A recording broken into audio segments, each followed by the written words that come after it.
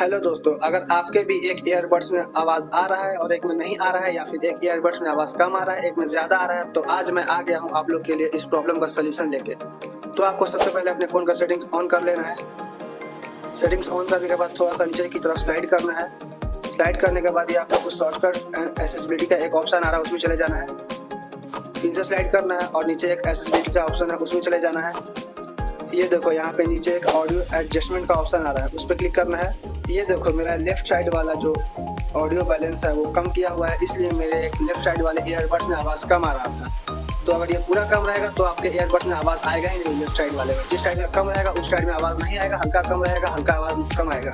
इसकी वजह से आप इस सेटिंग में आओ और इसको बीच में कर दो तो आपका ईयरबड्स बिल्कुल सही आवाज़ आएगा उसमें से। तो दोस्तों, अगर वीडियो पसंद आया तो मेरे वीडियो को लाइक कर लो और मेरे चैनल को सब्सक्राइब कर लो ऐसे और भी वीडियो देखने के लिए।